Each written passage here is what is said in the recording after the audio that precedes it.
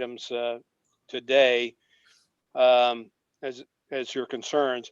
We'll tell you about some district resources you may be able to tap into. We'll hear from some of the club presidents that shared some of the successes that they've had this past year.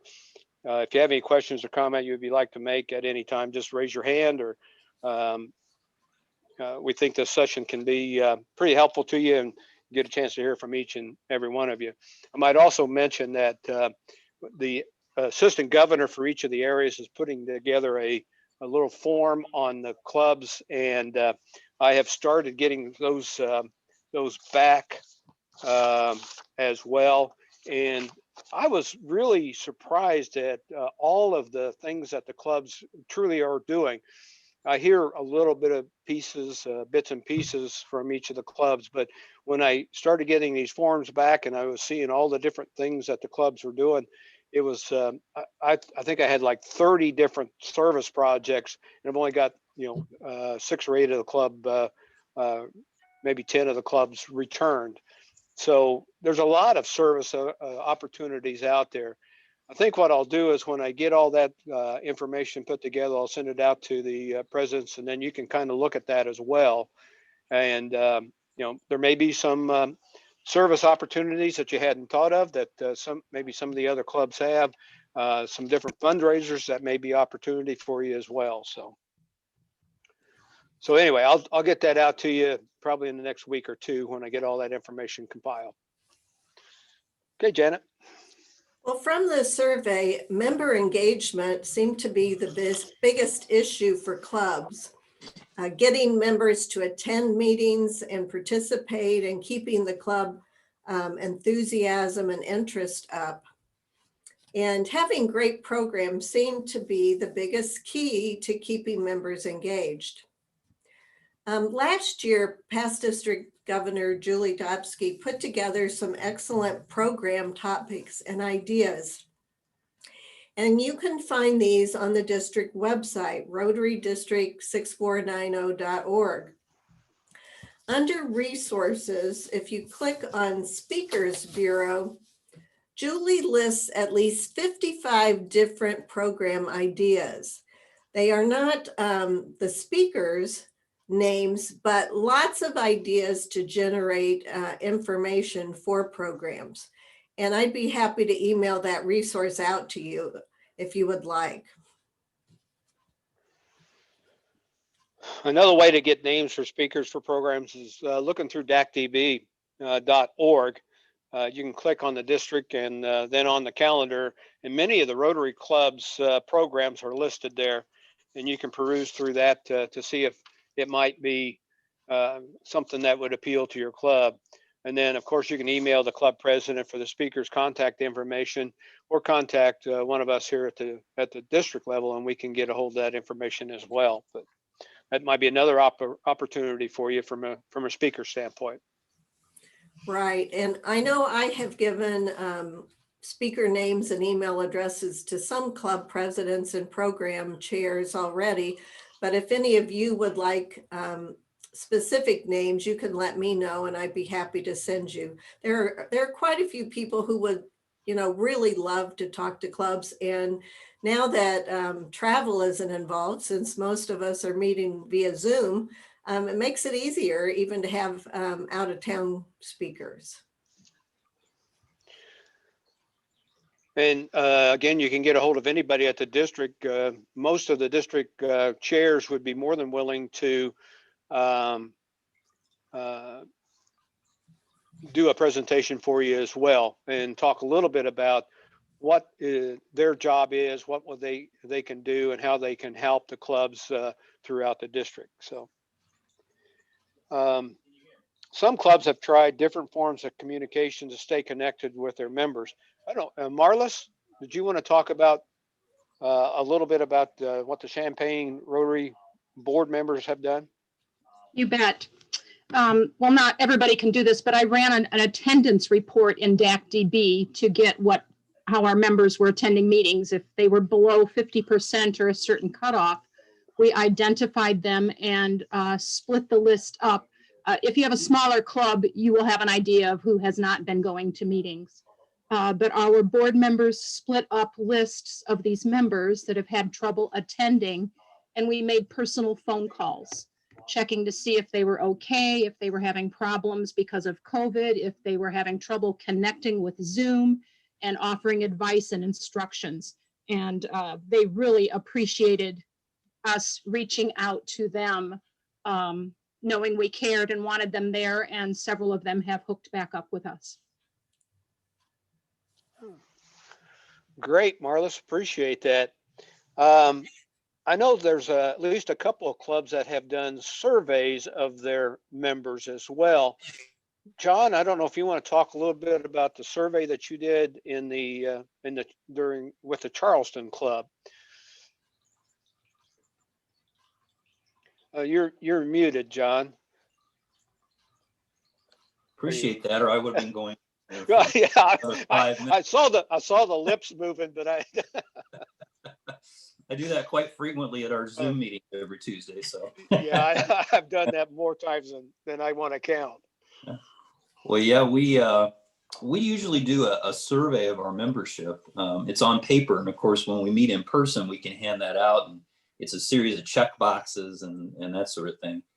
And this year, we had the board members divide up the membership and call with a set descriptive questions, about 8 or 9, just to get their feedback on fundraising possibilities, what were their perception of the strengths and weaknesses, or I should say improvements that needed to be done within the club. How could we encourage new membership? What might we do to get our committees up and running and be more active? And then finally, the last question was, here are the 5 areas of service. Which committee do you want to be engaged with? And we're taking a lot of that personal outreach and a lot of the ideas that have gathered, and we're farming that back out to our committees and encouraging the committees now to host Zoom meetings and parse through the survey results and see what can we do in the short term, and then what can we do in the long term. It was a good practice. I would say we were able to reach out of our 50 members probably to 30 or so. Some didn't participate. And we also got feedback on why folks weren't attending Zoom meetings, and got some technical help to a few of them. I think it was worthwhile, but now we've got to kind of implement some of the results from the survey, and that seems to be our next big challenge. But it was a good opportunity and good outreach to our membership. Good. Appreciate that update on that, John. I don't know, Christine, it says here that you did a survey as well. Christine Walsh. Yeah, Christine. You want to Walsh. say anything about that, Christine? Yeah, I don't want to put you on the spot, no, but no, if you, that's fine. So yeah, we were sort of having some issues with attendance and engagement. So I sent out a survey, and it seems to indicate that the biggest problem right now is just maybe the timing of our meetings. So the largest percentage seemed to think that if we did it in the evening, that might be helpful. So I'm going to send out a follow-up survey and with a few different time options for that, and also for Saturday morning, because at our board meeting that came up that maybe that might be a better time for people when, especially now with COVID, most people don't really have a whole lot going on at that time. So we're going to try to do a different time at least once a month and see if maybe that helps to improve attendance a little bit. So that's a great idea. Are there any other presidents who have done something to connect with their members, particularly the ones that aren't coming to the meetings? Yeah, if I could jump in, we used a Survey Monkey, which is a free thing. And I've sent out a couple of different surveys over the last 6 months. And that's how I discovered that, 75% of my folks didn't want to meet in person. So they were comfortable with Zoom. We've been really fortunate. We've got great speakers, and we've managed to keep 3/4 of our people coming regularly. There is still probably 8 or so that just don't want to do Zoom for whatever reason. It's not that they can't do it. They have shown up periodically, but they just prefer to be in person. But I did want to mention the Survey Monkey because it's really fast, easy. It's not doesn't hard to build, and I got good responses from it, and people were able, and so it was real quick, like 5 questions. They didn't have to give a lot of time for it. But anyway, I thought that was helpful. Harry, Um, is that something that gets sent out to emails? Yeah, exactly. Okay. I sent it out. It's sent in a couple of different ways, but the email version, they could just go on the link and answer it, and it was really, really fast. Mary, how many members are in your club? I think we're at 28 right now, so it's small. That's the issue with SurveyMonkey. It's only free for 40 members. If you have more than 40 Oh. members, you can't get all the really? responses, because I tried that and I did didn't not know get all the that. responses. Oh, Yes, I'm sorry. I it's didn't only even give know you up that. to Well, thank 40. you. Okay. So I learned that because I tried to do a SurveyMonkey survey. I wonder if as well. could you do it in parts? Could you do it in like separate your club into 3 parts or whatever it would take? You possibly could, maybe, but yeah. Anyway. But it only allows you to get 40 responses. Okay. Interesting. Anybody else have something that they did? Well, another challenge for some clubs has been coming up with service projects that they could do in a socially distanced manner. But there are several presidents that told me that they had projects they were able to do. So we'll talk to them first or hear from them first. And then if there are other people who would like to share, that'd be great. Les Schulte is the president of CU Illini After 5, and your club's been pretty creative. Well, thank you. Yeah, we have. We're again one of those small clubs. We have about 16 members right now, with about 10 or 11 that show up in the Zoom on a regular basis, which I find pretty good. That's good. Not much different actually than our attendance when we were holding live meetings. And of course, we're still just doing Zoom meetings, when have been since April. So trying to come up with some things that we can do worthwhile has been a little bit of a challenge. But I thought our first 6 months were not bad. We normally do a dictionary project where we deliver dictionaries to 3rd graders in our school area. Of course, we couldn't do that this year, so we kind of punted a little bit, and we did classroom grants instead through the Champaign County Schools Foundation. We can help coordinate through them. So we did about a $2,500 classroom grant through the Schools Foundation. We also worked with the school Champaign Unit 4, as many of you did. I don't think this is unusual. Many of us put together school bags, literacy bags for the school district, and we did that. We did about 65 or so bags for that. We made a contribution to the World Change Makers Boot Camp down in Ecuador. We had a contact with someone down in Ecuador who was needed a little bit of help financial wise. And so we did that. And then with the Champaign-Urbana Junior League Festival of Trees, we contributed a tree this year that we put together with a literacy theme. And basically it had ornaments that, when we formed a committee that put that together, and I was really proud of them. It was very cute. And then we had 20 or so books underneath, so that whoever got the tree had a book each day for their child to open up and read. And we got a lot of nice comments back from that, the people who attended the Festival of Trees. So anyway, I was pretty happy with things that we were able to get done with our club this first half of the year. And we're working on a few things for the second half. That's great. Well, of course, Champaign and Urbana have been remote pretty much the whole year. So that's why the dictionary project didn't work for you. But Jason Tompkins is president of the Mahomet Rotary Club. And Jason, you were able to do your dictionary project, weren't you? Yes, we were. We had it was done a little bit differently this year, that obviously no one's really allowed into the school building. So we worked with our superintendent, who's a member of our club, and we got everything to them, and they distributed them, and we got nice thank you notes from all the students. And so yeah, we were able to push forward with that, and it worked out really well. And actually, for whatever reason, we did not give out dictionaries last year, and so we actually ended up giving it to both our 3rd and 4th graders this year. So we doubled up. So students in Mahomet, they have no excuse for not getting the words right. Well, as a former principal whose 3rd graders received dictionaries, I know the students really enjoy those, and it's a great resource for their lifetimes. Really, it's something they can use for a long time. I'm sure that none of us on this call would ever have guessed that you were a former principal. We'll talk later, Jason. My husband always says he has to serve detentions.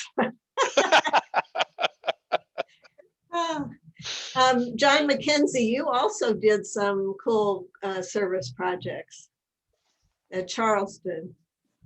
Yeah, we've tried to stay engaged. We've had a lot of members who just aren't comfortable participating, but we've had a few small projects, and weeding a flower patch in one of our public parks, nice outdoor activity that we could do.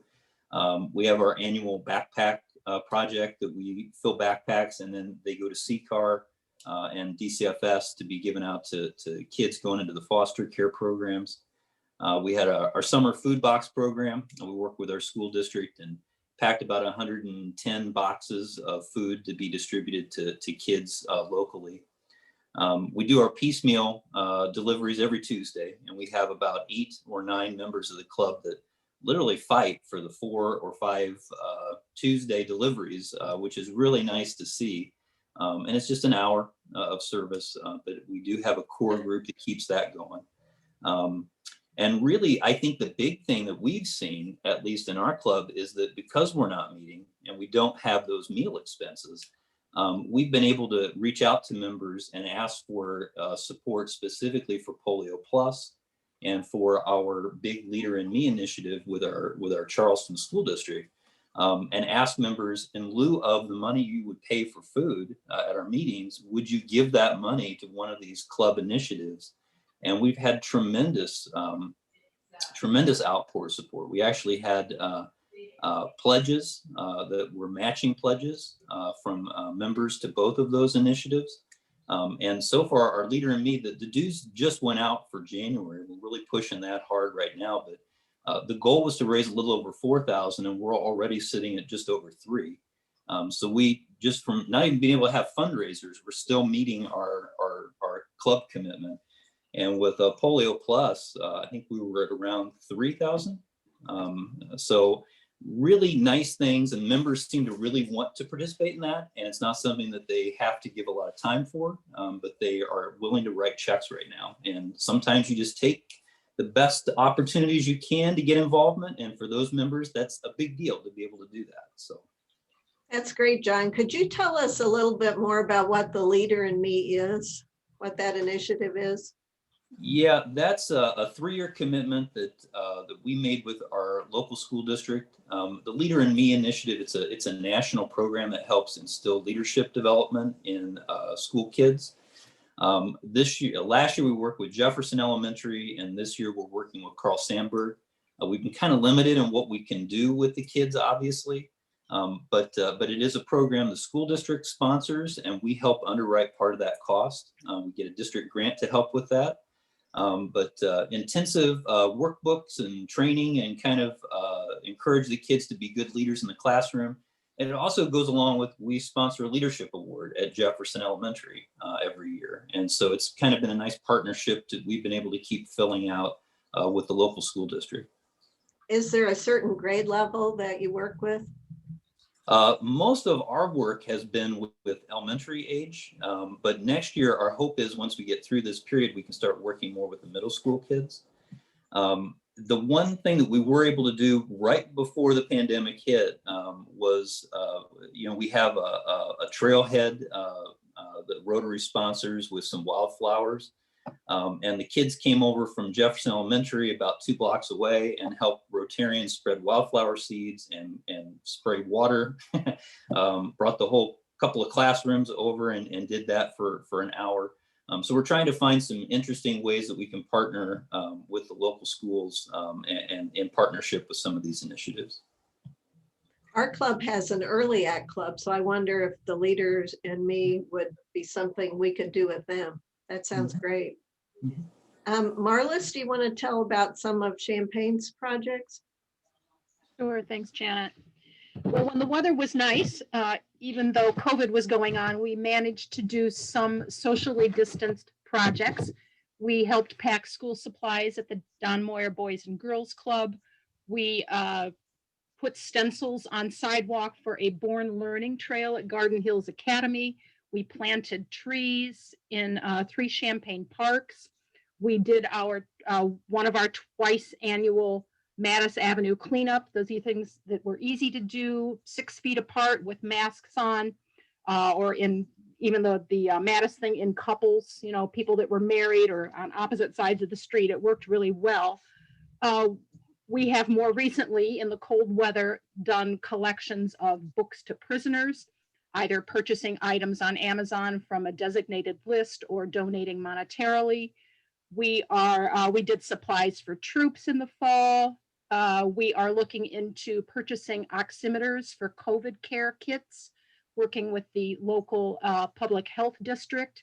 We also have had very good success having members donate monetarily. We have put a link on our club website for them to donate to a monthly charity. And since it's hard to get out and do things now, that has been very successful. So I'm glad we've been able to do that. So those are some of the highlights. Are there any other presidents would like to share? I could identify from the comments on the survey who some of the clubs were, but I couldn't identify all of them. So if there's anyone who would like to share some of the things you've done, I'm sure the other presidents would like to hear about it.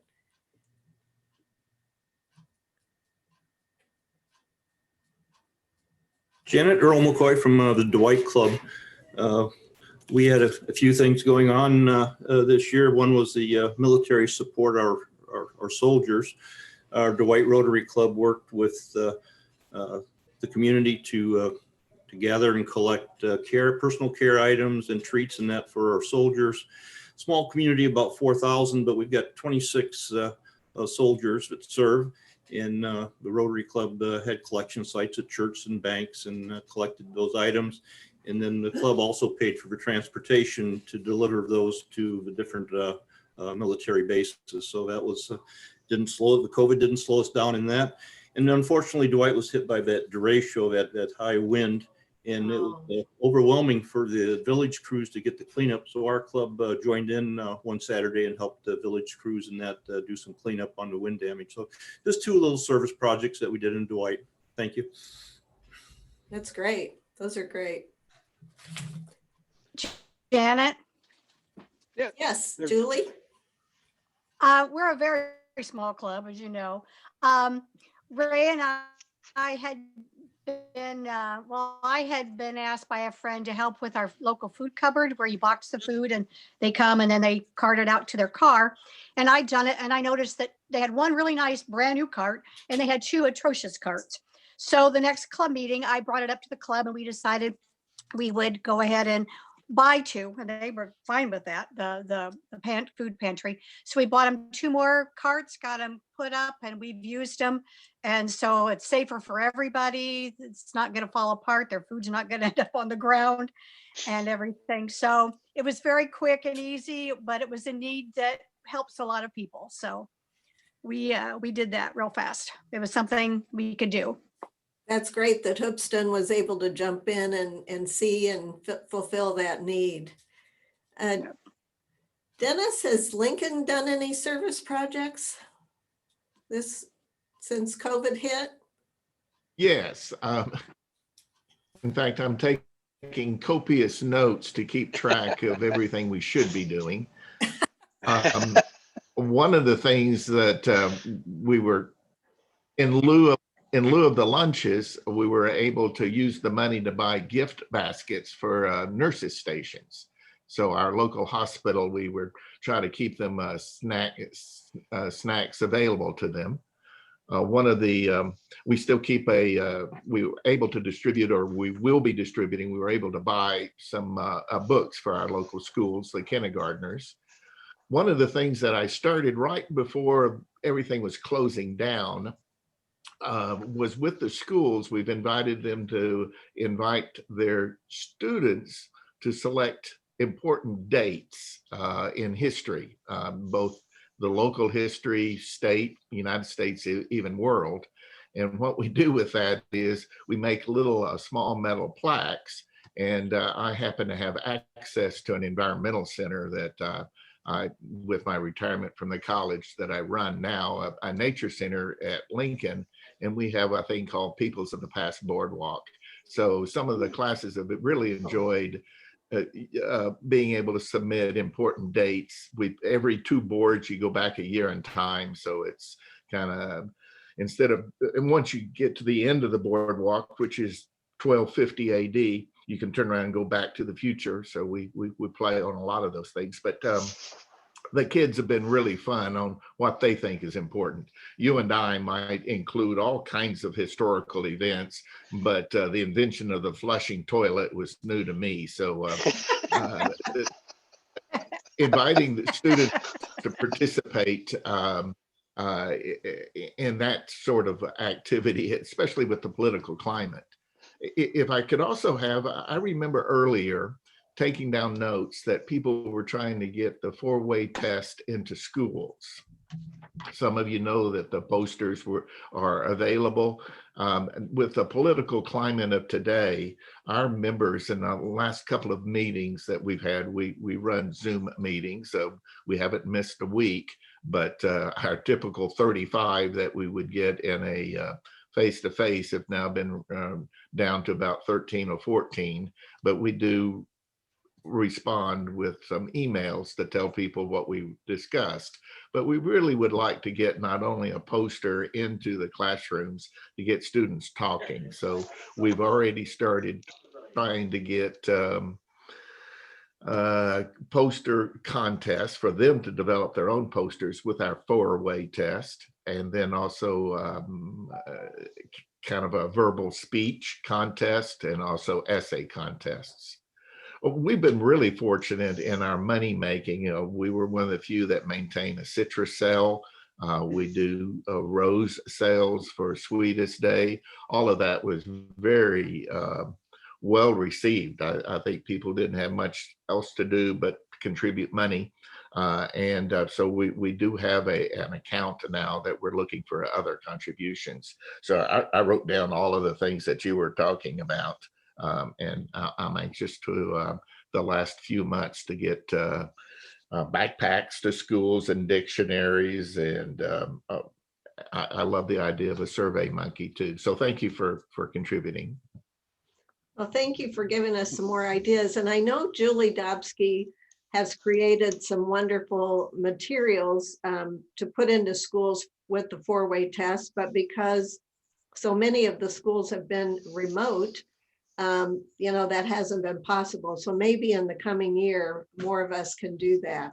And I think it would be good to put that 4-way test out in the community, that sign, that message, because we certainly need people, you know, living by those standards.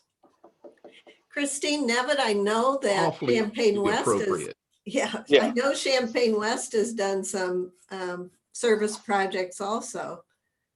You want to share any of those? Sure. Yeah, we actually helped Champaign Unit 4 with a school supply repack with funds that was actually used where the Champaign and Champaign West Rotary clubs came together and put money in a pool to be used in the community for the COVID impact, and bought a school supplies. So we helped to repack those. We were able to, there's an organization called Feeding Our Kids, which we were able to be socially distanced and assist with packing food for families in need. So we were able to do that.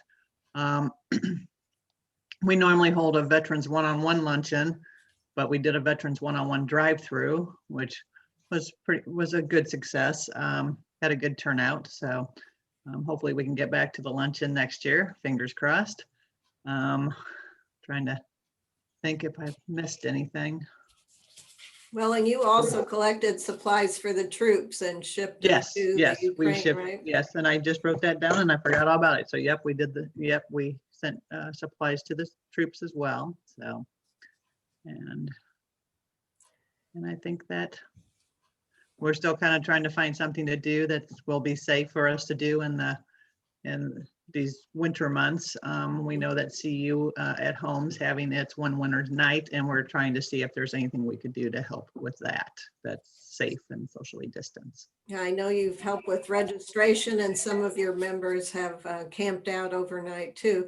That's another thing nobody's mentioned, and I know our club has done in the past, but collecting toiletries and warm weather apparel for people without an address in different communities is something that probably is a need year round, but particularly in the winter. Any other presidents who haven't spoken up that would like to share what their club has done?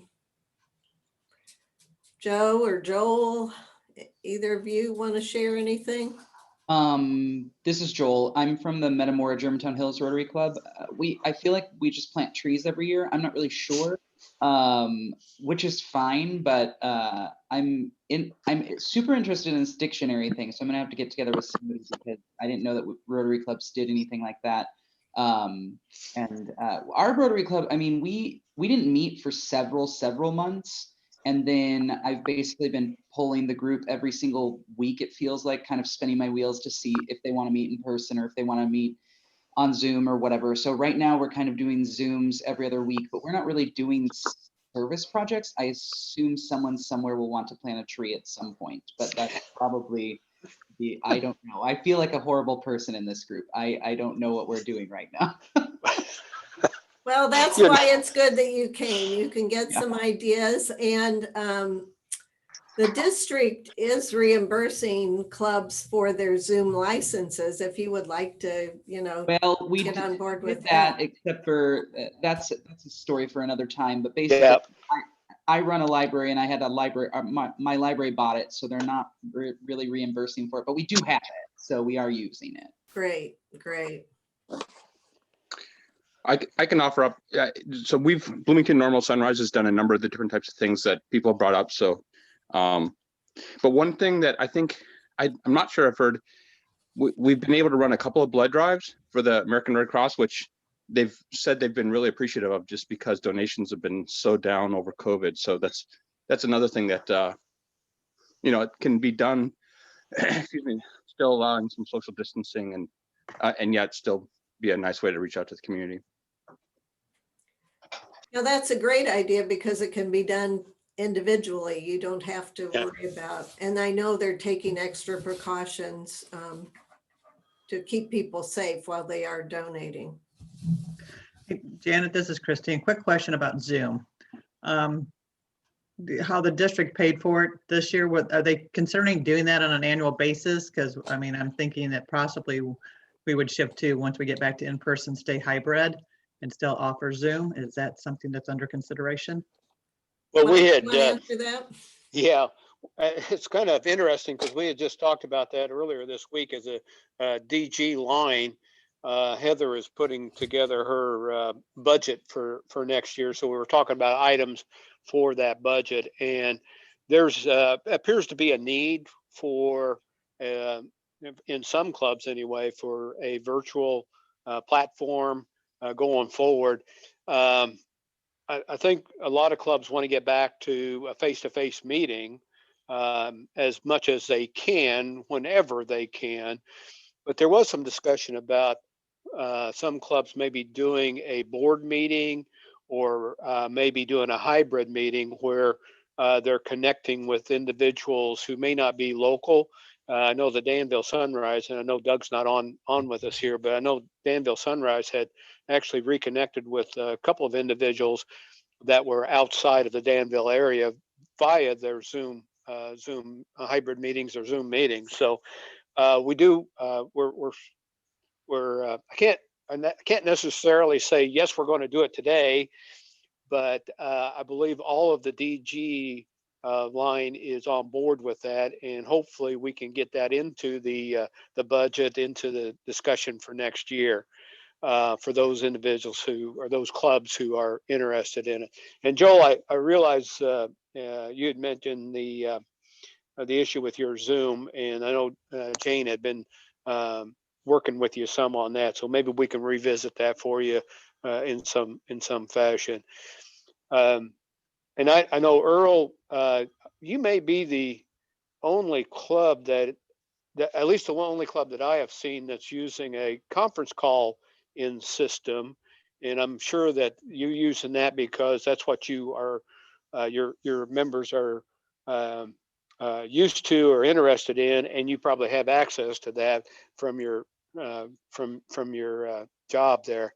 If at some point in time you would like to use work with a Zoom or use a Zoom, we might be we could support that for you as well. But I thought that was very interesting that you guys are you're using that and staying connected as a club through a conference calling system. So yeah, that worked pretty good, Mike. I'll take you up on that at some point in time. A lot of our folks don't have email, so the conference call, they have telephones, so the conference call kept them engaged. And but if when we're ready, we'll contact you and move to Zoom. But right now, the conference call is keeping us going.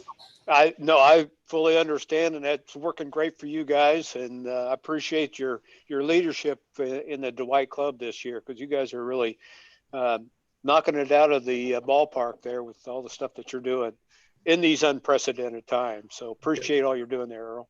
Welcome. Thank you. I think Zoom has also really worked well for board meetings and committee meetings. It's people don't have to drive to someplace and at 7:30 in the morning, which is when we have our meeting. So it will be nice to have a continued Zoom subscription, I think, don't you? Yeah. Anybody else who would like to share? Joe or Bree, do you have anything you want to share? I'll chime in, and Bree may even echo some of my thoughts. Is two of our board members, club members, were stricken with COVID, and both recovered. And some of you may be facing this in your clubs, but in part, and because of just being extremely cautious, we have done 0 service projects this first 6 months. Just the overwhelming caution when we've had, I think, 3 or 4 in-person meetings and went right back to Zoom. We've been meeting the whole time, and just the extraordinary caution, just the unwillingness to do any sort of service projects that might put us in proximity to things. And just a couple naysayers on the board. We do have monthly board meetings that go very well. We got great discussion, but the board's driving the ship in this case. And what I kind of wonder, and I'm struggling with, is do I have too many negative Nellies on the board? And do I need to rotate some of these folks off, or have the next club president coming in, give that some serious thought? Because the folks are in place, and the service projects everybody just listed are phenomenal, and we've done a few of those, small group. But that's, I guess, a challenge as president is, we're driving the ship here, and how do we keep things positive? How do we grow our members? How do we keep people engaged coming into meetings? Our meeting turnout is phenomenal, but nobody wants to do anything. So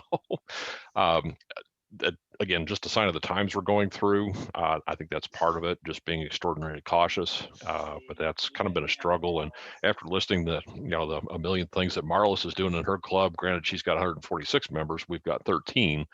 But again, we could still do a little bit of something. So I'm pushing some work at the Midwest Food Bank. There'll be maybe 3 or 4 folks from our club that want to do that are not as hardcore about getting out and doing something. But I think a few of us probably struggle with that, and I just thought I'd throw it out there.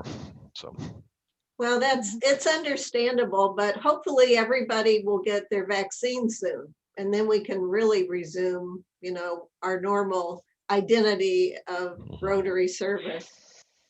Bree, how about Bloomington Normal Sunset? So we have a very high attendance, at least at our meetings, but service projects, we haven't really done. We did our fundraising and we actually sold more of our evergreens than we have in the past few years, which was great. The only service project I can think of right now that we did was giving money. Usually we do a Thanksgiving dinner for the Unity Center and for their family, which is a place for at-risk youth, kind of like the Boys and Girls Club in town. But instead we gave them money so that they could do to-go Thanksgiving dinners for families. But other than that, yeah, it's weird because we have people going to meetings, but going above and beyond, like figuring things out, like, yeah, that's not happening. Well, I hope you got a few ideas today, but that to-go Thanksgiving dinner sounds Yep. phenomenal. So congratulations on that. Thanks. Yeah, I think, well, I signed up to be president again next year, so hopefully. This going to be the third time? Yes. Third time? Wow. Good for you. So I'm just hoping that all the plans I had for this year will be able to actually do next year. And I won't feel like such a failure of a president, but you're definitely not. Yeah. You're definitely not. Even being here shows success. Yeah, that's right. Jan, I'll just mention a couple of things from the Paris Club. I see that Kim's not on here, but we did well, of course, I think a lot of the areas did the Salvation Army bell ringing as a project as well. I think the Champaign clubs came together and did that on 1 or 2 days. I'm not sure, Joe, if Bloomington, or Bree, you guys did it in the Bloomington area as well, the Salvation bell ringing. Bloomington Some of the Club was the clubs only did. one Yeah. that I Just the saw one do club. it. Okay. Yeah. Well, Paris Club did that as well. We've done it for the last, I don't know, 4 or 5 years. So we were able to set up and support the community through our Salvation Army bell ringing. So, and they were kind of concerned about the donations this year. I think they normally get about, I think total for the Paris community, about $18,000 for the Paris community.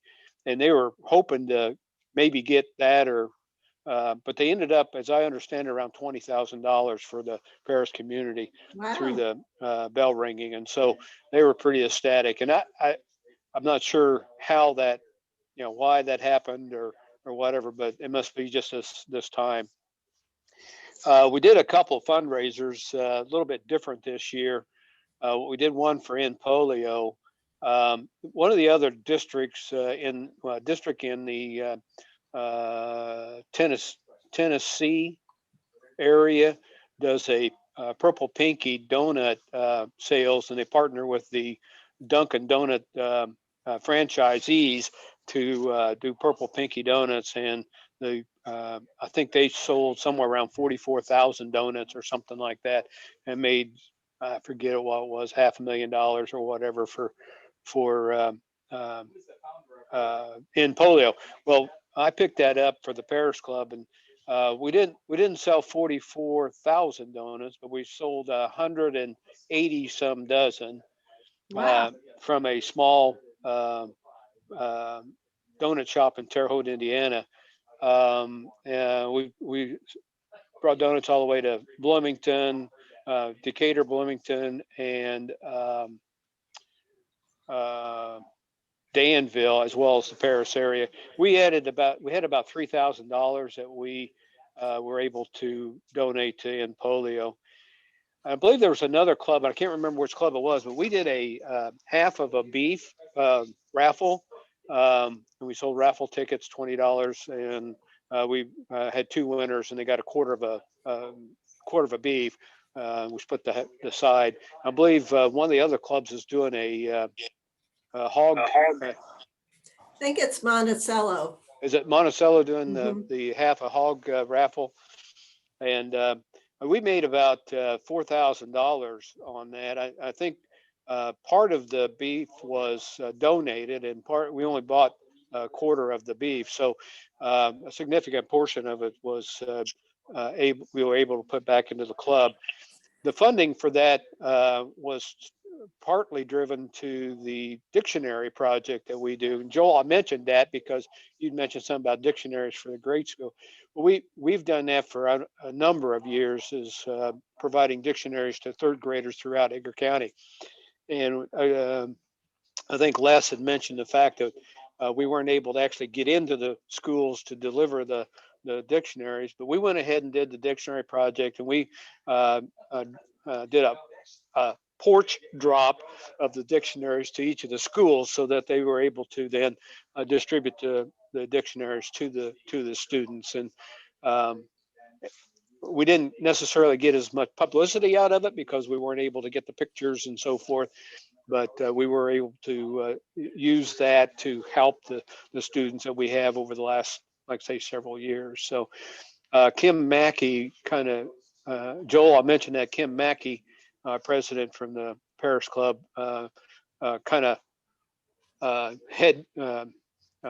drove that project. So if you have some interest in that, it's definitely someone you can talk to. Or like say Les, they did the same thing there or a similar thing there in the Urbana area, so Champaign-Urbana. We So don't anyway, have a lot of time left, but Marlis, do you want to tell about the End Polio Now buttons, how we raised money for polio? And Mike's wearing his. I saw that, Mike. Yeah, we ordered, I think, 5,000 buttons for a really good price. And we packaged them up in sets of 10 with a little business card that had facts about polio, how to give, why to give, and had members distribute those to friends, family, colleagues, or themselves. And I can't remember the number right now, but we had a pretty good collection for Polio Plus. And it gave something tangible to give, one-on-one, socially distanced to people we know. And we have plenty left for next year. So we're all set for next year. One of the things I did, I won't be able to do it next year, but I actually sent a letter to a lot of my friends, like 30 friends, about Polio Plus and about Rotary's efforts. And I got several $100s in donations from people outside of Rotary. So, it's a strategy to try, I think, with others. And most of them didn't even want the button. They were just wanted to give because they heard, about the good things Rotary's doing. Thank you for saying that. I copied Janet's idea and sent it to 20-some friends of mine and had a good response too. So that one-on-one by mail contact was very fruitful. There was one president who responded to the survey that I sent out who didn't really feel prepared for their role as Rotary president. And that's why it is so very important for you as club president to make sure that your president-elect and president-elect nominees go to the Land of Lincoln Pets and take the courses in My Rotary regarding president's roles. There's so much information that's why going as a president nominee is a good idea, because you need to hear this over more than once, a lot of this information. And I know that in my own club, the president-elect has served on our club board for at least 3 years and on the foundation board for a year. And like they have the DG line now, somebody's background noise is interfering. I'm not sure who, but the DG line gets together. Well, our presidents are doing that now too, so that we have current presidents meeting with future presidents and past presidents, so that there's a continuation and passing on knowledge about the club and about Rotary. Honestly, I learn something new about Rotary every day. So there is just a great deal of information. And we want people to be prepared and feel good about assuming their roles. So I don't know if any of the other presidents, if you have suggestions about how to prepare the future club presidents for their roles. Anybody else have any suggestions? In my situation, I think it's good that they serve on the board and just kind of get an understanding of the club and be on the board, just so that it helps them. Because for me, it helped me. I was secretary and then I became president nominee. And so I always just stayed on the board. So I was always involved. And I think that helps a lot because you can see what's going on. You see how the presidents in front of you operate. And so, I mean, technically I got to see 5 years of presidents working. So I knew what I signed up for when I said I was going to be president. And so I think that helps a lot, that if you can get your president nominees to start on the board before they get into that role, I think that helps a lot. Mm-hmm.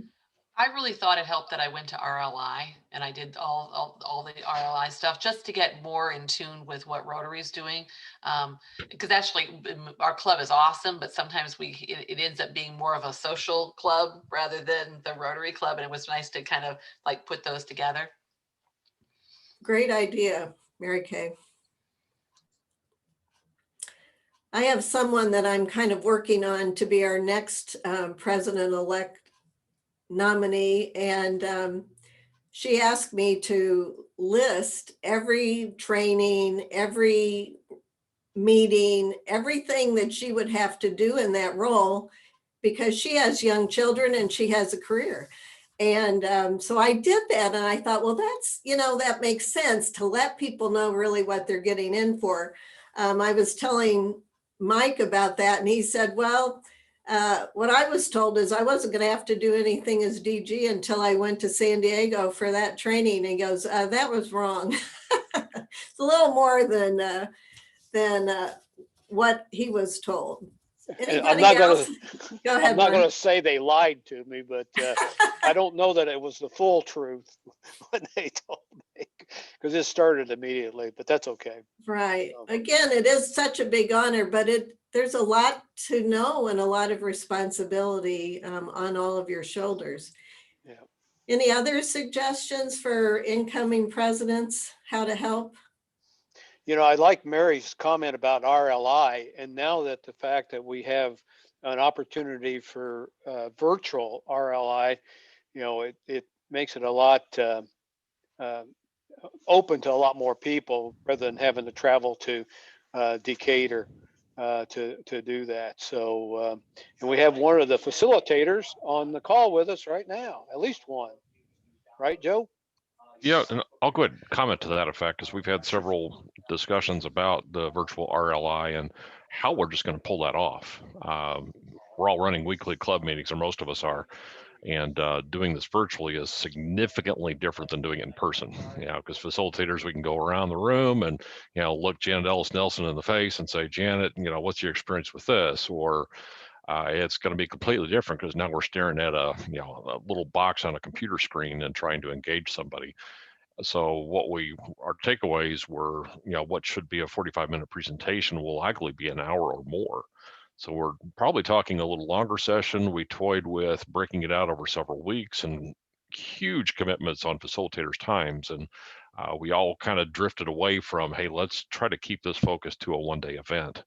So it's going to be a struggle, and we're needing facilitators, some technical people, because as you've seen the breakouts are not the easiest things in the world to do.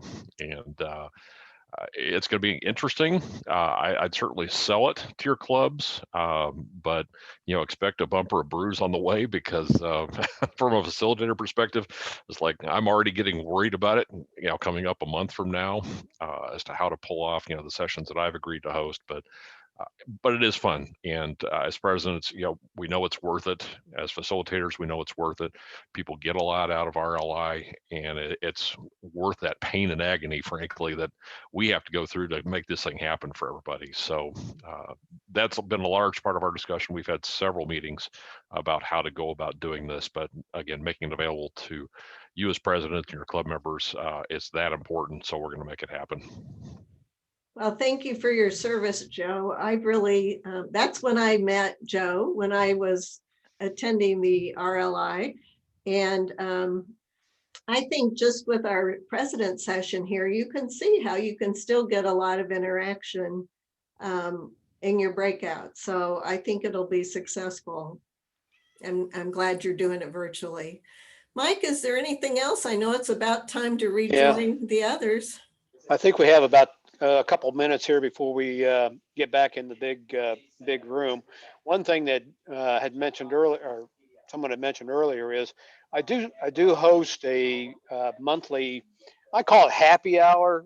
It's a 5 o'clock session, Zoom session for all the presidents, and you are sure welcome to bring your favorite beverage to that. But it's an opportunity to just kind of interact with other presidents and ask questions.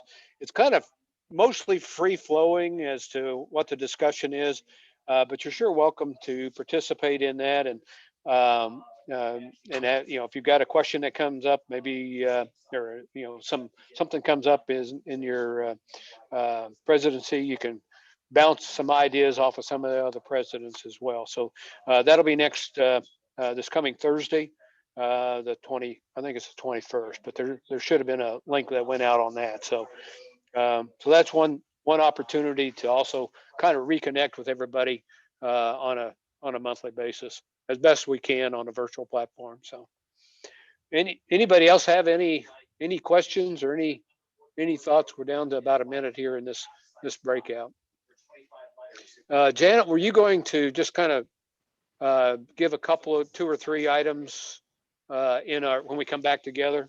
Sure, I can just give a quick summary. Just a quick summary of, we talked about fundraisers, we talked about service projects, and some of the challenges that we have faced so far this year. But this has been very helpful. So thank you for doing this, and thanks to all the clubs for contributing. I think a lot of us took notes and are now challenged to have a good, successful remaining 6 months. That's right. I've enjoyed it very much. Thank you all for participating, for coming today, and we'll see you in the big session, big room. All right. Well,